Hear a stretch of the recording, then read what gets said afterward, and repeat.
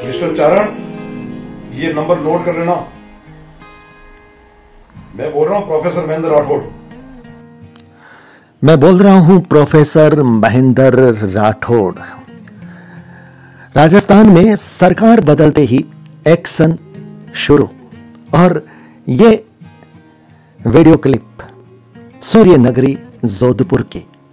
जोधपुर में सरदारपुरा विधानसभा सीट, जो कि चर्चित विधानसभा सीट थी, क्योंकि उस सीट से कांग्रेस के पूर्व मुख्यमंत्री अशोक गहलोत ताल ठोक रहे थे और उनके सामने भारतीय जनता पार्टी के प्रत्याशी प्रोफेसर महेंद्र राठौड़ थे।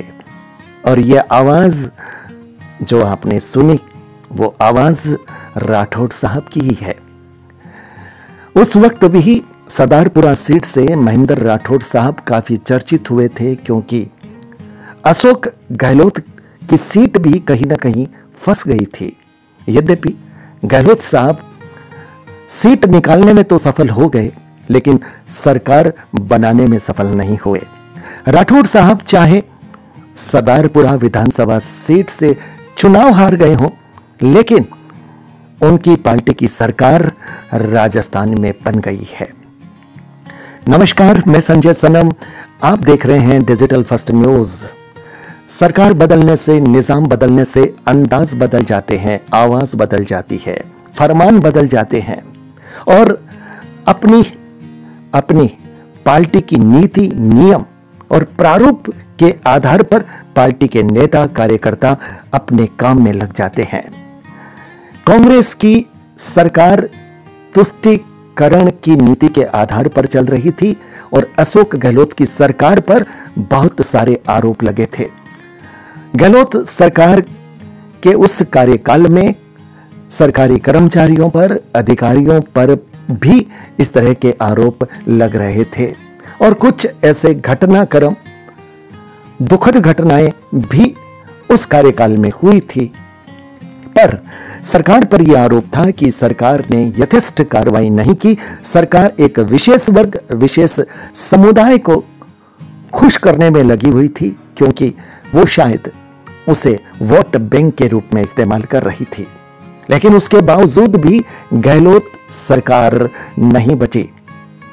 गहलोत जी ने सरदारपुरा विधानसभा सीट से अपनी सीट तो बचा ली, लेकिन सरकार नहीं बचा पाए।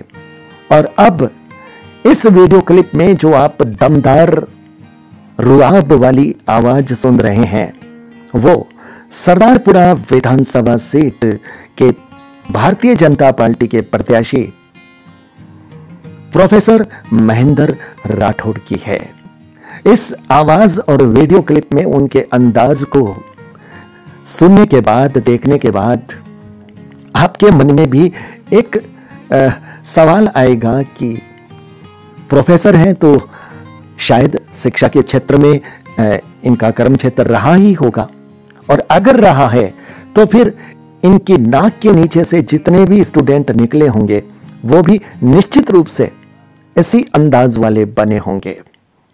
तो सुनिए, सबसे पहले प्रोफेसर महेंद्र सिंह राठौड़ किस तरह से एक सरकारी कर्मचारी को नसीहत दे रहे हैं, पैगाम दे रहे हैं, और सीधा सा पैगाम है कि सुधर जाओ, तुष्टीकरण की नीति अब नहीं चलेगी। और एक बहुत बड़ी बात, राजधर्म की बात।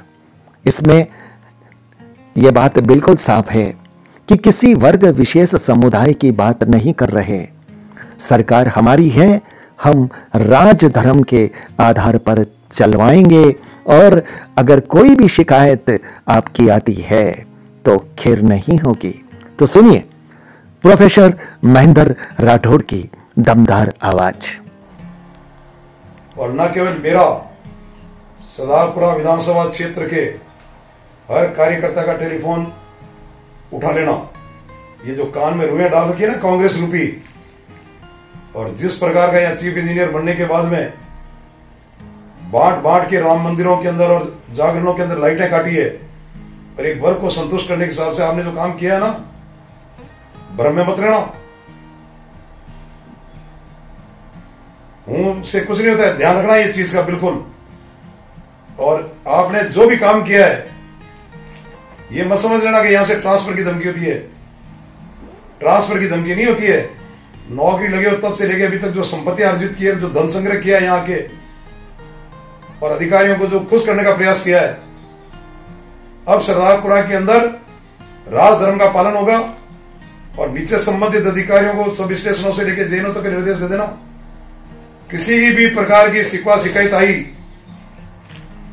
मुझसे बुरा कोई नहीं होगा। सुना आपने कि बात सिर्फ ट्रांसफर की मत समझना। जब से नौकरी ज्वाइन की है तब से जितनी भी आय संपत्ति कमाई है, फिर जांच उसकी होगी। बड़ी चेतावनी है, क्योंकि नहीं तो अधिकारी कर्मचारी कभी ये समझते हैं कि सिर्फ ट्रांसफर करवा देंगे या फिर निलंबन करवा देंगे। कोई दिक्कत नहीं, क्योंकि इतना जुगाड़ हमने पहले से कर रखा है। लेकिन यहां पर तो चेतावनी बहुत बड़ी है कि जितनी भी आय अर्जित की है, आय अर्जित का अर्थ आप इस रूप में समझिएगा कि अवैधानिक रूप से जो आपने संपत्ति अर्जित की है, जांच उस पर होगी। और अधिकारियों को खुश करने के लिए जो आपने किया है, जांच उस पर होगी। यह चेतावनी बहुत खतरनाक चेतावनी है साहब। इस चेतावनी को सुनने के बाद मुझे नहीं लगता कि कोई भी अधिकारी, कोई भी कर्मचारी फिर ऐसा कुछ भी करने की कोशिश करेगा जिससे फिर उस पर कार्रवाई ही बैठ जाए। एक और बड़ी बात, जैसा कि मैंने कहा कि राजधर्म की बात भी उन्होंने बहुत साफ अंदाज में कही। तो कहने का मतलब सरकार बदलते ही एक्शन शुरू हो गया है, और एक्शन का जो मोड है, जो अंदाज है, वो तुष्टीकरण की नीति के खिलाफ है, राजधर्म का आगाज है। सरदारपुरा सीट से चर्चित प्रत्याशी प्रोफेसर महेंद्र राठौड़ की दमदार आवाज की और उनके अंदाज की सोशल मीडिया पर चर्चा हो रही है, और इसलिए हमने इस क्लिप को अपने विश्लेषण के साथ आप तक पहुंचाने की कोशिश की है। अगर हमारा प्रयास आपको अच्छा लगा हो और प्रोफेसर महेंद्र राठौड़ का अंदाज आपको अच्छा लगा हो, तो फिर इस वीडियो को लाइक, शेयर और चैनल को सब्सक्राइब करना मत भूलिएगा। बहुत बहुत आभार। नमस्कार। ध्यान रखोगे वो ठीक है, आप कह रहे हो, ध्यान रखा होता तो ये 3 साल के अंदर ये चीजें हो जाती। आप फोन नहीं उठाते हो किसी आदमी का, जनप्रतिनिधि का, और सारे उन लोगों के ऑफिसों के अंदर बैठ रहते हो, इनके रिश्तेदारों के ऑफिसों में बैठ रहते हो, और ये कोई कांग्रेस की नेता आपको लेते क्या? आपको सिलेक्ट किया है पब्लिक सर्विस कमीशन ने डिस्कॉम के लिए। हाँ, आज याद आ रहा है, सही है। और सारे सुबह शाम तक जो आपने नमाजें पढ़ी है ना, ये इनके रिश्तेदारों के कार्यालय में जाते के बैठ के बहुत यदि आप लोगों ने ये खेतानाडी के अंदर लाइटें। अब मदेरणा कॉलोनी हो चाहे दूर दराज का आपका जो चीफ इंजीनियर की पैराफेरी लगती हो, स्पेशल इंस्ट्रक्शन पास हो जाना चाहिए, और हृदय के अंदर लिख लेना प्रोफेसर महेंद्र राठौड़। ये तो एक बार फिर हृदय पर लिख लेना प्रोफेसर महेंद्र राठौड़, भूलना मत। और जितनी भी लाइटें अब तक काटी है मंदिरों में भजन कार्यक्रमों के लिए, अब ये गलती मत करना। राज धर्म की बात, तुष्टीकरण की नीति के खिलाफ सीधा पैगाम। जोधपुर सरदारपुरा सीट भारतीय जनता पार्टी के विधानसभा प्रत्याशी बेशक चुनाव हार गए हों, लेकिन आवाज दमदार है और अंदाज तो काबिल तारीफ है साहब।